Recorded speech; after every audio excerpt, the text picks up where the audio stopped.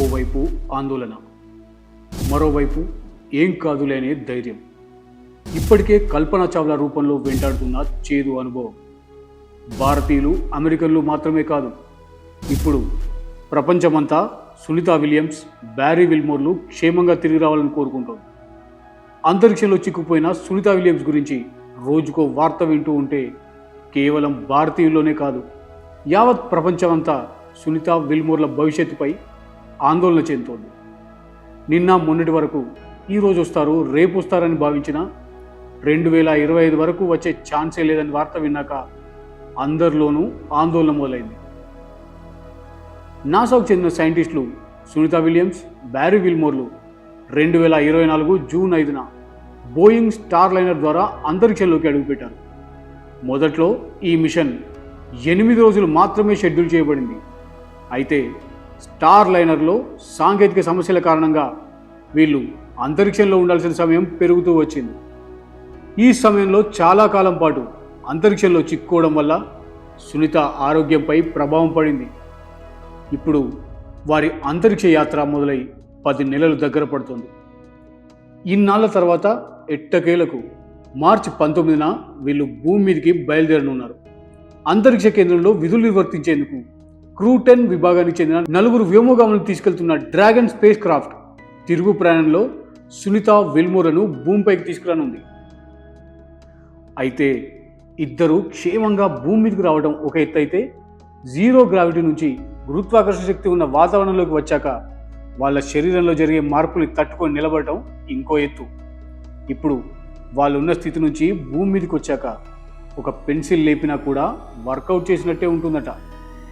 స్వయంగా ఈ మాటని బుచ్ విల్మోరే చెప్పారు. రోదసి నుంచే ఓ ఛానల్కి ఇచ్చిన ఇంటర్వ్యూలో షాకింగ్ కామెంట్ చేశారు. గ్రావిటీలో చాలా ఇబ్బందిగా అనిపిస్తుందని, 8 నెలల పాటు అక్కడే ఉండిపోవడం వల్ల గురుత్వాకర్షణ కలిగిన వాతావరణంలోకి రావాలంటే ఇంకా ఎక్కువ సమస్యలు ఎదుర్కోవాల్సి ఉంటుందని, భూమి మీద పరిస్థితులకు సర్దుకుపోవడానికి చాలా సమయం పట్టొచ్చని అన్నారు. శరీరం విపరీతంగా బరువు పెరిగినట్టుగా అనిపిస్తుందట. పెన్సిల్ ఎత్తిన పెద్ద హెవీ వర్కౌట్ చేసినట్టే ఉంటుందని చెప్పారు.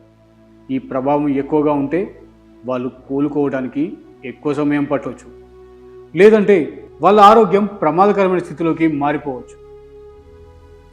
స్పేస్లో తేలియాడుతూ ఉండే వ్యోమగాములు భూమి మీదకి వచ్చిన 24 గంటల్లో ఆ ప్రత్యేక అనుభూతికి దూరం అవుతూ వస్తారు. వాళ్ళు నడవడం, కూర్చోవడం వంటివి చేసేందుకు కూడా సమయం పడుతుంది. ఇదే విషయాన్ని కొన్ని రోజుల క్రితమే సునీతా విలియమ్స్ కూడా చెప్పారు. తను కూర్చోవడం, నడవడం మర్చిపోయానని, గుర్తు తెచ్చుకున్నా ఇప్పుడు అది గుర్తు రావడం లేదని చెప్పారు.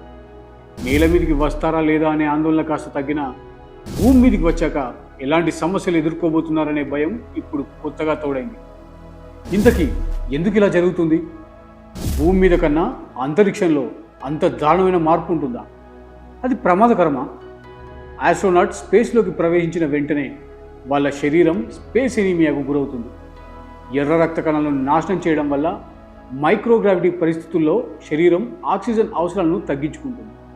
అలాగే వ్యోమగామి శరీరంలో సమతుల్యతను కాపాడే క్రమంలో వాటి సంఖ్య తగ్గిపోతుంది. దీనివల్ల తొందరగా అలసిపోవడం, శారీరక, మానసిక పనితీరు దెబ్బతినడం లాంటి లక్షణాలు కనిపిస్తుంటాయి. గుండె పనితీరు దెబ్బతినే ఛాన్స్ కూడా ఉంది. అలాగే ఎముకల సాంద్రత కూడా తగ్గిపోతుంది. 8 రోజుల కోసమని అంతరిక్షంలోకి వెళ్ళిన 2 అమెరికన్ వ్యోమగాములు బ్యారీ విల్మోర్, సునీతా విలియమ్స్ 8 నెలల పాటు అక్కడే ఉండాల్సిన పరిస్థితులు ఏర్పడ్డాయి. వాళ్ళు వెళ్ళిన బోయింగ్ స్టార్ లైనర్లో సాంకేతిక సమస్యలు తలెత్తడంతో వాళ్ళను స్పేస్ ఎక్స్ డ్రాగన్లో భూమిపైకి తీసుకురావాలని నాసా ప్లాన్ చేస్తోంది. స్పేస్ ఎక్స్ డ్రాగన్ వ్యోమనౌక ఇప్పటికే అంతరిక్షానికి వెళ్ళింది. భూమికి 400 కిలోమీటర్ల దూరంలో ఉన్న స్పేస్ స్టేషన్ దగ్గర భూమితో పోల్చితే 30 రెట్లు అధికంగా రేడియేషన్ ఉంటుంది. అదే ఇప్పుడు ఆస్ట్రోనట్స్ను ప్రధానంగా భయపెట్టే విషయం అని చెబుతోంది European space agency. International space స్టేషన్లో ఒక వారం రోజుల పాటు రేడియేషన్ ఎక్స్పోజ్ గురైతే ఆ ప్రభావం భూమిపై 7 ఏడాది పాటు రేడియేషన్ గురైనంత ఎక్కువగా ఉంటుందట. సాధారణంగా రిస్క్ ఆఫ్ రేడియేషన్ను మిల్లీ స్టీవర్ట్స్లో మెజర్ చేస్తారు. అంటే స్పేస్లో వారిపై పడే రేడియేషన్ ఎఫెక్ట్ సుమారు 50 నుంచి 20,000 మిల్లీ సివర్ట్స్ ఉంటుందని అంచనా. ఇంకా మనకు అర్థమయ్యే భాషలో చెప్పాలంటే అది 150 నుంచి 6,000 ఎక్స్రేలు తీయించుకోవడం వల్ల శరీరంపై పడే ఎఫెక్ట్తో సమానం. మనిషి శరీరంపై ఆ స్థాయిలో రేడియేషన్ ఎఫెక్ట్ పడటం వల్ల తీవ్రమైన అనారోగ్యానికి గురయ్యే ప్రమాదం ఉంది. శరీరంలోని కణాలు దెబ్బతింటాయి. నరాల వ్యవస్థపై కూడా తీవ్ర ప్రభావం చూపిస్తుంది. ఇతర అనారోగ్య సమస్యలు కూడా తలెత్తుతాయి. అలాగే ఆస్ట్రోనాట్స్ రోగనిరోధక శక్తిని దెబ్బతీస్తాయి. రేడియేషన్ ప్రమాదం కారణంగా జబ్బు పడవచ్చు. అది క్యాన్సర్కి కూడా దారితీయవచ్చు. ప్రధానంగా దీర్ఘకాలిక అనారోగ్యం బారిన పడే ప్రమాదం చాలా ఎక్కువగా ఉంది. ఇదే విషయం మీద ఇప్పుడు అందరికీ ఏ ఆందోళన. అంతరిక్షంలో బరువు తగ్గడం అనేది ఒక సాధారణ విషయం. ముఖ్యంగా ఎక్కువ కాలం అంతరిక్షంలో ఉన్నప్పుడు అది ఇంకా ప్రమాదకరంగా మారే అవకాశాలు ఉన్నాయి. గురుత్వాకర్షణ శక్తి లేకుంటే కండరాలు వేగంగా బలహీనపడతాయి. ఎముకలు భూమి కంటే ఇంకా ఎక్కువ వేగంగా కాల్షియం వంటి ఖనిజాలను కోల్పోతాయి. దీని ఫలితంగా ఎముకల సాంద్రత, కండరాల బలం తగ్గిపోతుంది. ఒక నివేదిక ప్రకారం భూమి మీద నివసించే వాళ్ళకంటే వ్యోమగాములకు ఎక్కువ క్యాలరీలు అవసరం అవుతాయి. మిషన్ ప్రారంభంలో సునీత విలియమ్స్ బరువు 63.5 కిలోలు. ఆమె ఎత్తు 5 అడుగుల 8 అంగుళాలు. అయితే ఇప్పుడు అంతరిక్షంలో వీళ్ళకు అందుబాటులో ఉన్న అధిక క్యాలరీల ఆహారం కూడా వాళ్ళ అవసరాలను తీర్చలేకపోతుంది. ఎందుకంటే అంతరిక్షంలో మానవ శరీరం జీవక్రియ వేగవంతం అవుతుంది. దీనివలన ఎక్కువ క్యాలరీలు అవసరం పడతాయి. ఒక సాధారణ వ్యోమగామి ప్రతిరోజు 3500 నుంచి 4000 క్యాలరీలు తీసుకోవాలి. దీనివల్ల వ్యోమగామి బరువు స్థిరంగా ఉంటుందని నాసా నిపుణులు చెప్తారు. అంతేకాదు, జీరో గ్రావిటీలో శరీరాన్ని ఫిట్గా ఉంచుకోవడానికి ప్రతిరోజు సుమారు 2 గంటల వ్యాయామం అవసరం. ఇది క్యాలరీలను ఎక్కువగా బర్న్ చేస్తుంది, బరువును స్థిరంగా ఉంచుతుంది.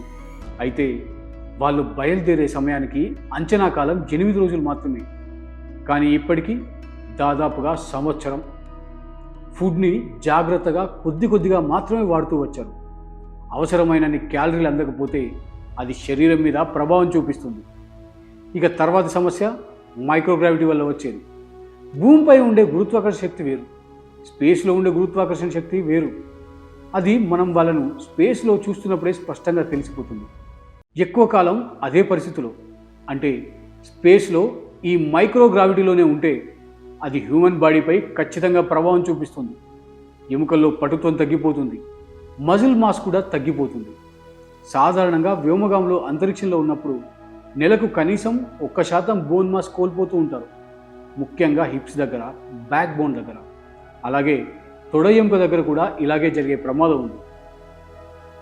అక్కడ ఎంత ఎక్కువ కాలం ఉంటే ఈ రిస్క్ అంత పెరిగే ప్రమాదం ఉంటుందని నాసా చెబుతోంది. ఒక్కోసారి ఇది శారీరక వైకల్యానికి కూడా దారితీసే అవకాశం ఉంది. అలాగే మైక్రోగ్రావిటీ వల్ల ఫ్లూయిడ్స్ మన శరీరంలోని పైభాగాలకు చేరుకుంటాయి.